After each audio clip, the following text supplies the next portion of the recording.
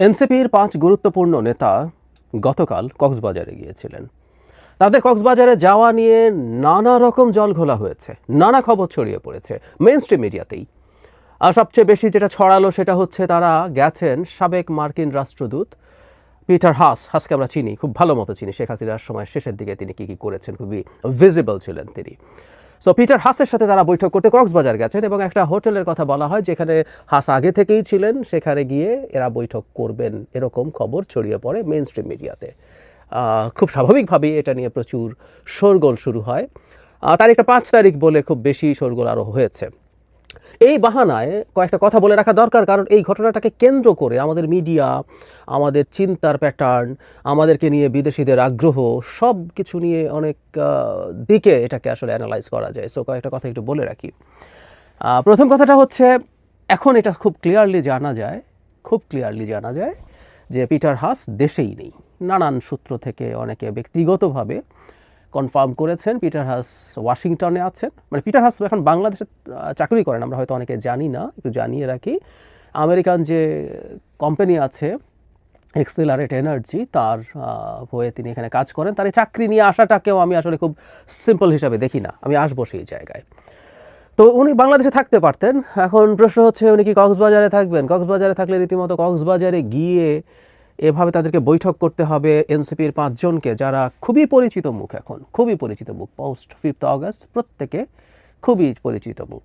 অবশ্য এটা নিয়েও কথা আছে, পরিচিত মুখ বলেই কি তারা বিশেষভাবে বিমানবন্দর ছেড়েছেন কিনা। যাই হোক, তো এটা যখন জানাজানি হলো, একটা পর্যায়ে এটা নিয়ে প্রচুর শোরগোল হতে থাকলো। এবং যে হোটেলে তিনি আছেন বলে বলা হয়েছে, যে হোটেলে এনারা গেছেন, তো সেই হোটেলের বাইরে বিএনপির বেশ কিছু নেতাকর্মী অবস্থানও নিয়েছিলেন।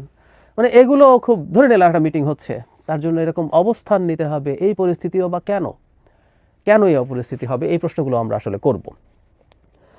এখন যে কয়েকটা প্রশ্ন খুব গুরুত্বপূর্ণভাবে এসেছে, যে মিডিয়াতে এই খবরটা কিভাবে গেল, কারা দিলেন এই খবরটা? তো সঠিক না, তাদের কক্সবাজার যাওয়ার খবরটা সঠিক, সেটা ঠিক আছে, কিন্তু তারা যে হাসের সাথে বৈঠক করছেন এটা ভুল তথ্য ছিল। কারণ ইভেন তারা অন্য কারোর সাথেও বৈঠক করে থাকতে পারেন, কিন্তু এটা পিটার হাস নন, পিটার হাস দেশেই নেই। সুতরাং একটা অর্ধসত্য খবর দেওয়া হয়েছে। এই অর্ধসত্য খবর নিয়ে যাচাই বাছাই না করে অলমোস্ট আমাদের মিডিয়াগুলো ঝাঁপিয়ে পড়লো, মেইনস্ট্রিম মিডিয়া। এটা খুবই অ্যালার্মিং। এটা শুধুমাত্র সামাজিক মাধ্যমে গেছে তা না, এটা মেইনস্ট্রিম মিডিয়াতেও গেছে।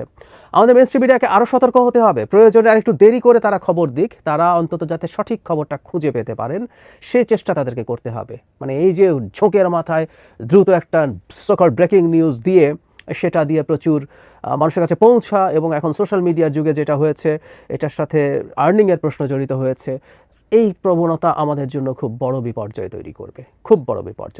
সো এটা একটা খুব গুরুত্বপূর্ণ ফাইন্ডিং। এবং আমাদের প্রেস কাউন্সিল আছে, প্রেস কাউন্সিলের উচিত, এটা আদৌ কাজ করে কিনা এসব প্রশ্ন আছে, প্রেস কাউন্সিলের উচিত স্বতঃপ্রণোদিত হয়ে এই ব্যাপারটার একটু খোঁজ খবর করা।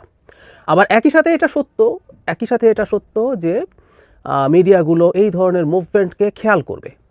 মানে এটা দরকার আছে, এটা জরুরিও আমি মনে করি। দেশটা কোথায় যাচ্ছে, কীভাবে যাচ্ছে, বিশেষ করে আমরা একটা টার্মোয়েলের টাইমের মধ্য দিয়ে যাচ্ছি। এই সময়ে নানা রকম শক্তি নানা রকম কাজ বাংলাদেশে করতে চাইছে, নানা রকম উদ্দেশ্য তাদের আছে, নানা রকম তাদের ধান্দা আছে। সো আমরা খেয়াল রাখবো, সেটাও রাখা ভুল কিছু না, সেটাও করতে হবে, কিন্তু এর মধ্যে যাতে ক্রেডিবিলিটির জায়গাটা নিশ্চিত থাকে।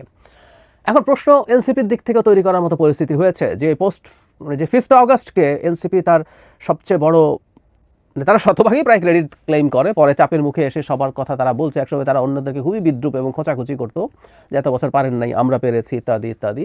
এখনও বলেন, তবে বলেন যে সাথে অন্যরাও ছিলেন, আপনারাও ছিলেন, ইত্যাদি। সো সে 5 আগস্ট জনাব নাসিরুদ্দিন পাটোয়ারি মিডিয়াকে বলেছেন তারা হাওয়া খেতে গিয়েছিলেন, তারা পদযাত্রা করে খুবই ক্লান্ত হয়ে হাওয়া খেতে 5 তারিখ গেছেন।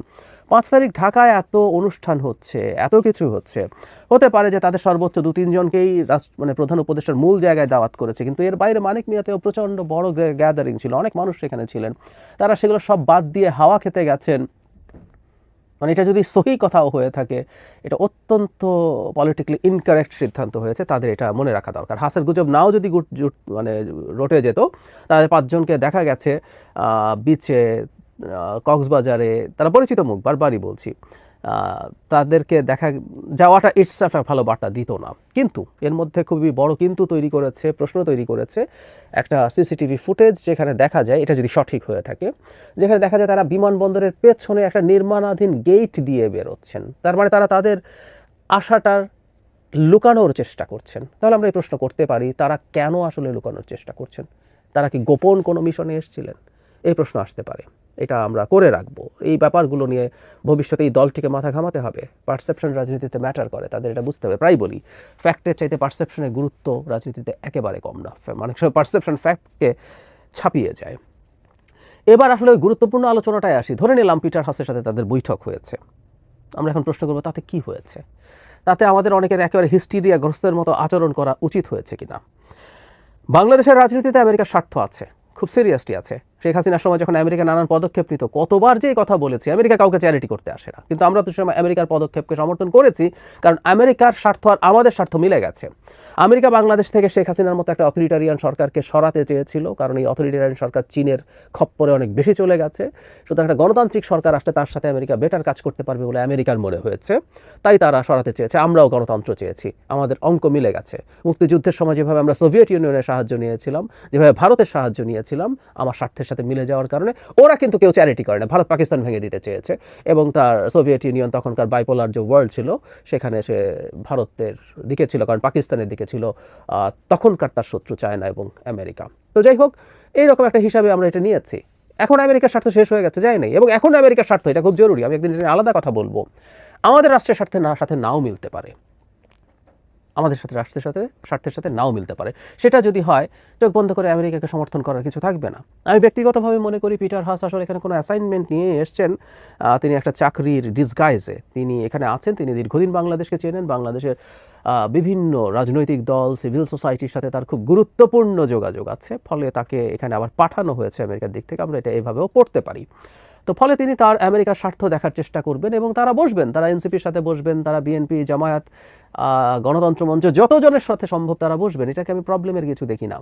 আমাদের অবশ্য চোখ কান খোলা রাখতে হবে, এটা জরুরি কথা, যে আমেরিকা বাংলাদেশের স্বার্থ পরিপন্থী কোনো কাজ করছে কিনা, দ্যাট ইজ ভেরি ইম্পর্টেন্ট। বিশেষ করে আমরা একটা নির্বাচনের মাধ্যমে গণতান্ত্রিক ব্যবস্থায় প্রত্যাবর্তন করতে যাচ্ছি, এটায় কোনো বাধা তারা তৈরি করছে কিনা, তারা মনে করছে কিনা একটা অনির্বাচিত, ডক্টর ইউনূস সরকারের ম্যান্ডেট আছে, সমর্থন আছে, যদি এটা এখন অনেক কমে গেছে, কিন্তু তারপরে এটা একটা অনির্বাচিত সরকার, সেই অনির্বাচিত সরকারকে দিয়ে বেশি সুবিধা অর্জন করা যায় কিনা, সেই চেষ্টা তারা করছে কিনা, সেটা আমরা খুবই চোখ কান খোলা রেখে দেখার চেষ্টা করব।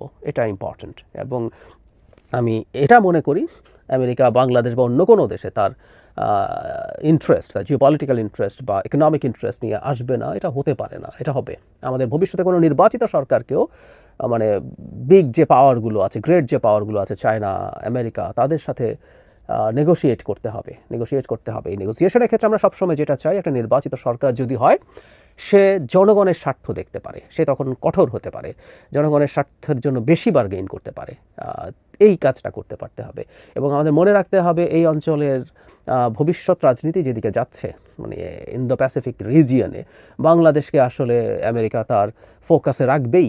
সুতরাং আমেরিকার এরকম পিটার হাস বলি বা রাষ্ট্রদূত বলি বা আর কেউ আসতে পারেন, যেতে পারেন, সবার সাথে বসতে চাইতে পারেন, এই বসিটাকেও আমি আসলে খুব খারাপভাবে দেখি না। এটার জন্য খুব হিস্টিরিয়াগ্রস্তের মতো আচরণ, প্রতিবাদ, মানে পিটার হাস আগে যেমন বৈঠক করতেন, বিভিন্ন জায়গায় যেতেন, তাকে ঘিরে টিরে ফেলতে চেষ্টা করতো আওয়ামী লীগের লোকজন, এই ধরনের প্রবণতা আমি একেবারে পজিটিভলি দেখি না, আর আমি একটা জিনিস মনে করি, এনসিপিরও এই জিনিসগুলো নিয়ে লুকোছাপা করা উচিত না। পিটার হাস এই মুহূর্তে বাংলাদেশে আমেরিকান মিশনের কেউ না ফর্মালি, তারপরে যদি তার মতো কোনো ব্যক্তির সাথে বসতে চাইলে লুকোছাপার কিছু নাই। তিনি দীর্ঘদিন বাংলাদেশে কাজ করেছেন, তিনি তাদের সাথে কোনো ব্যাপারে জানতে চাইতে পারেন, বুঝতে চাইতে পারেন, তারা বসতেও চাইতে পারেন, তারা বসাতেও আমি কোনো দোষের কিছু দেখি না। আবারও বলছি, এগুলো লুকানোর চেষ্টা যদি হয়, সেগুলো রায় আরও অনেক বেশি প্রশ্ন তৈরি করবে।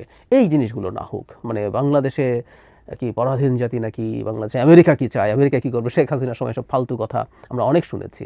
তো আমরা মনে করি এই বর্তমান সরকারের সময় তো বটে, ভবিষ্যৎ নির্বাচিত সরকারের সময়ও তারা তাদের স্বার্থের জন্য কাজ করে যাওয়ার চেষ্টা করবে, তারা তাদের নেটওয়ার্কিং মেনটেন করার চেষ্টা করবে, তারা বিভিন্ন পক্ষের সাথে, পাওয়ারের বিভিন্ন সেন্টারের সাথে কথা বলবে, তারা তাদের স্বার্থ দেখার চেষ্টা করবে। আমরা আমাদের স্বার্থের ক্ষেত্রেও দেখব কতটুকু আমাদের স্বার্থের সাথে ম্যাচ করে, আমরা সেটার সাথে কমপ্লাই করব, আমরা দর কষাকষি করব, এভাবেই এগিয়ে যাব। ভবিষ্যৎ পৃথিবীতে এই ঘটনাগুলো আগে যতটা ঘটেছে তার চেয়ে বেশি ঘটবে। সুতরাং এগুলো নিয়ে একেবারে এত হিস্টেরিয়াগ্রস্ত হওয়ার কিছু আছে বলে আমার মনে হয় না।